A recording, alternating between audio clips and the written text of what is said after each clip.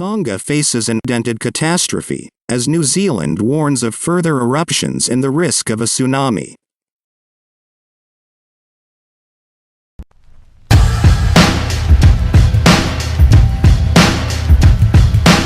A massive volcanic eruption and tsunami near Tonga caused an unprecedented catastrophe, the Pacific nation's leader said Tuesday, as New Zealand warned of further eruptions that could complicate aid deliveries to remote islands where communications have been cut. In its first official update since the eruption of the Hunga Tonga Hunga Ha'apai underwater volcano on Saturday, the Tongan government on Tuesday confirmed the deaths of 3 people and several other injuries, and outlined the scale of the devastation for the community.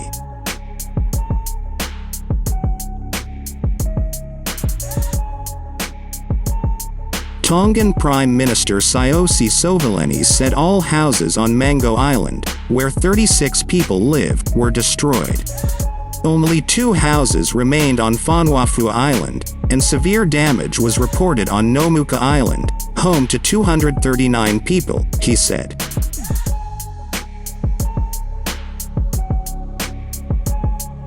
An unprecedented catastrophe has hit Tonga, Sovaleni said, adding the volcanic mushroom plume extended to encompass all of the country's roughly 170 islands, 36 of which are inhabited, impacting an entire population of more than 100,000 people.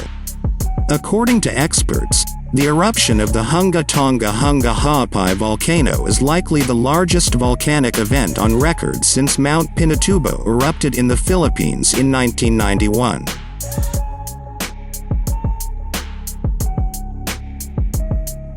On Tuesday, New Zealand's Ministry of Foreign Affairs warned of the possibility of further volcanic eruptions, posing a tsunami risk. The estimate was based on modeling by GNS Science, a New Zealand geological research institute, the ministry said. The most likely scenario is an ongoing eruption in the next few days to weeks, with continued tsunami risk to Tonga and New Zealand, he said.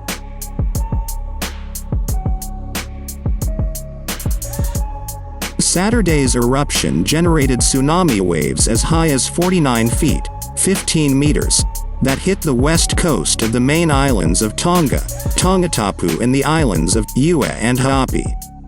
A UN spokesman said an initial assessment by Tongan authorities found 100 houses damaged and 50 destroyed on Tongatapu, the country's main island, home to the majority of the population.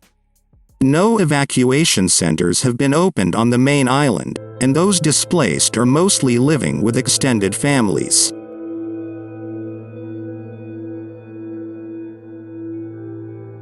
In Niue, 89 people are in evacuation centers, the spokesman said, adding that information from the outer islands was scarce. The first details of the devastation emerged on Tuesday after Tonga's Pacific neighbors, Australia and New Zealand, made reconnaissance flights to the islands, a 3 to 5 hour journey. The photo shows the entire island community that was once lush and green, now shrouded in thick gray.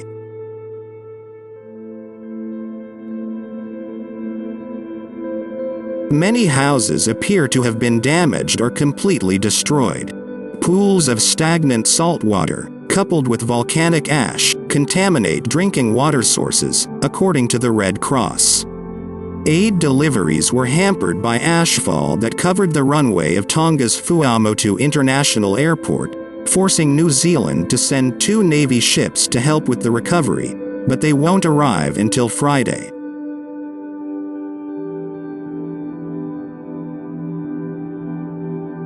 Yutaro Setoya, the official in charge of the WHO's liaison office for Tonga, said he was confident a first aid flight could arrive on Thursday. He also described the post-disaster conditions. At first during the eruption there was a sound on the roof like rain, and it wasn't actually raining. It's tiny droplets that fall from the sky, Setoya told CNN Wednesday. The pellets were followed by very fine ash, which by the time Tonga woke up the next day resembled Gray snow like 2 centimeters everywhere.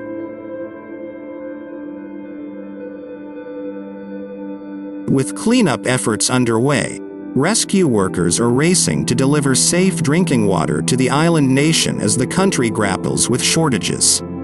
Securing access to safe drinking water is a critical urgent priority, said Katie Greenwood, head of the Pacific delegation to the International Federation of Red Cross and Red Crescent Societies, pointing to the increased risk of diarrhea and diseases such as cholera.